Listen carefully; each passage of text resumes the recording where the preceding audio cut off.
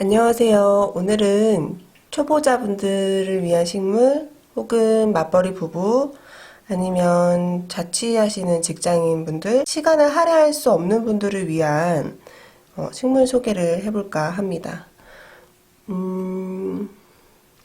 이 식물들도 물론 잘 크는 환경이랑 계절이 다 있어요. 관심을 기울일수록 세임 내는 속도도 다르고 그리고 더 예뻐지기도 하는데요. 하지만 뭐 관심이 약간 이렇게 조금 주지 않는다 해도 크게 무너지지 않고 잎을 어느 정도 유지를 하고 주인이 관심을 가져줄 때까지 좀 오래 기다릴 수 있는 아이들. 좀 무너지더라도 자기 계절을 맞으면 빨리 이제 새 잎을 내서 회복을 할 수 있는 친구들로 세 가지를 소개해 드릴게요. 첫 번째 식물은 호야입니다. 호야는 지금 보시는 호야는 가장 많이 만날 수 있는 호야고요. 그리고 호야도 종류가 은근히 많이 있어요. 그 잎이 꼬여 있는 리본 호야, 아니면은 약간 자주 색깔이 도는 무늬가 있는 무늬 호야도 있고, 지금 보시는 거는 가장 기본적인 호야인데요. 잎이 크고 단단하고 그리고 줄기도 두꺼워요. 그래서 이제 좀 약간만 풍성해도 훨씬 더 풍성한 느낌을 줄 수 있고 무늬가 있기 때문에 아주 심심하지도 않고 약간 도톰해서 물 주기가 길어도 괜찮고 그리고 물을 좀 오랫동안 못 줘도 이 잎이 쉽게 무너지지 않고 그래서 호야 같은 경우에는 정말 쉬운 식물입니다. 풍성하기 때문에 존재감이 확실한데요. 선반 위에다가 살짝 올려둔다든지 보통 선반에 올려두게 되면은 밑에 물이 고일까봐 아니면 물 주기가 조금 어려워서 물주기 간격이 좀 길어야 되는 애들을 선반 위에 올려두는 게 좋아요. 요새 행잉이라고 해서 고사리 선인장 립살리스랑 디시디아 애들은 은근히 물을 많이 줘야 되는 애들이다 보니까 그런 애들을 선반에 두는 것보다는 약간 호야 쪽을 두는 게 훨씬 더 관리하기가 수월합니다. 자, 호야를 선반에 놓게 되는 경우 이렇게 약간 기본템인 기본 토분에 그냥 이렇게 올려주시면 되는데요. 이렇게 흘러내리듯 연출이 되다 보니까 풍성한 느낌이 들죠?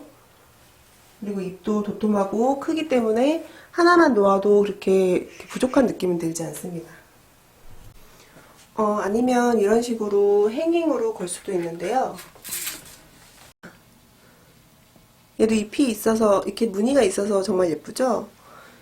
풍성하다 보니까 이런 행잉으로도 걸어주셔도 좋습니다. 흘러내리는 듯한 느낌으로 주방 같은 곳에 걸어두고 종종 물 주면 괜찮겠죠. 그리고 두 번째 식물은 산세베리아입니다. 산세베리아 많이 키우시죠?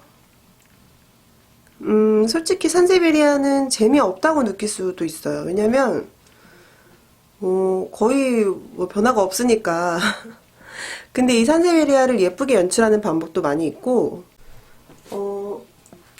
그냥 간단하게 이런 식으로 걸어서 연출하는 방법도 있고요. 그리고 산세베리아는 의외로 낮은 화분이랑 되게 잘 어울려요. 한번 연출해 볼게요.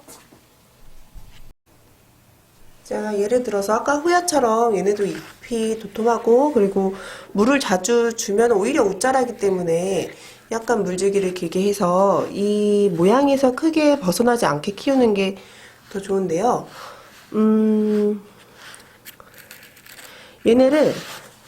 얘네가 이제 그 예전에 선인장 얘기했을 때도 선인장은 그 몸통의 많은 부분을 저장하고 있기 때문에 작은 화분에 심어도 괜찮다라고 얘기를 했었는데 얘네들도 마찬가지입니다.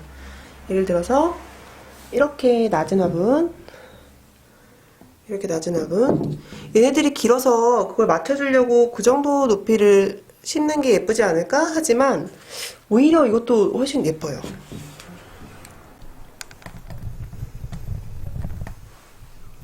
예를 들면 지금 완전히 심지는 않으니까 자, 그냥 대충 이렇게 높이가 어느 정도 이 정도 된다고 하면 한 3개 정도? 3개 정도를 이렇게 모아서 심어주면 되게 다복다복하고 예쁜 느낌으로 연출을 할 수가 있습니다. 그쵸?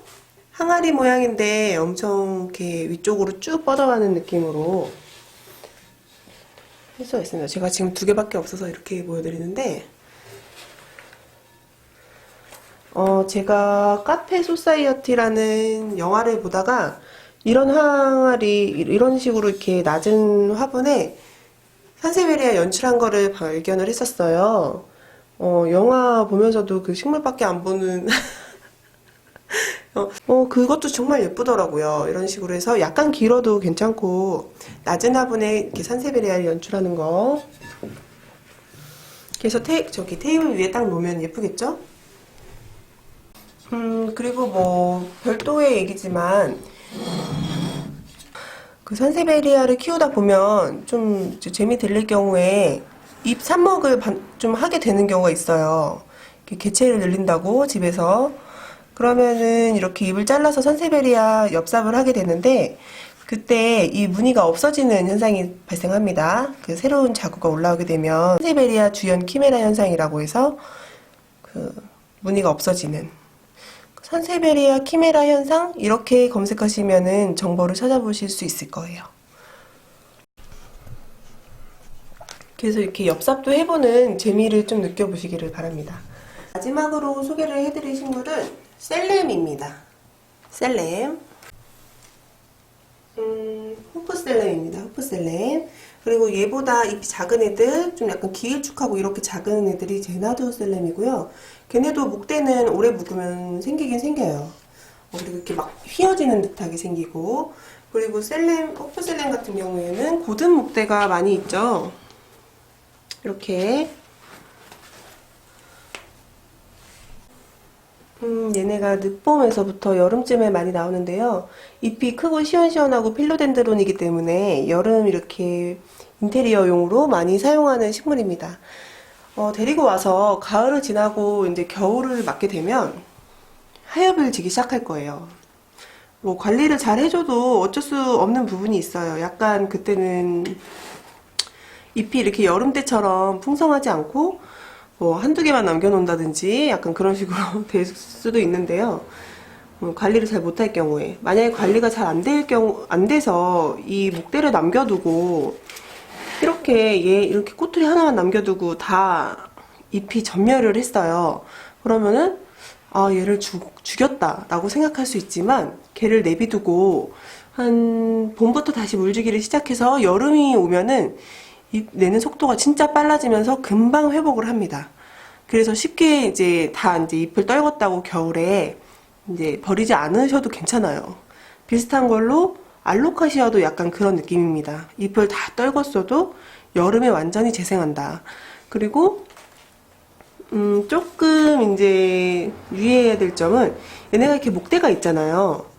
근데 이상하게 농장에서는 목대가 이렇게 균일하게 이렇게 잘 만들어져서 그 위에 이렇게 식물이 났는데, 나한테 와서 목대가 이렇게 휘었다, 이렇게 들쑥날쑥하다. 그 원인은 뭐냐면, 이제 하엽을 지기 시작할 때 이렇게 노랗게 하엽이 지기 때문에 보기가 싫잖아요. 그러면 얘를 그냥 딱 잘라버려요.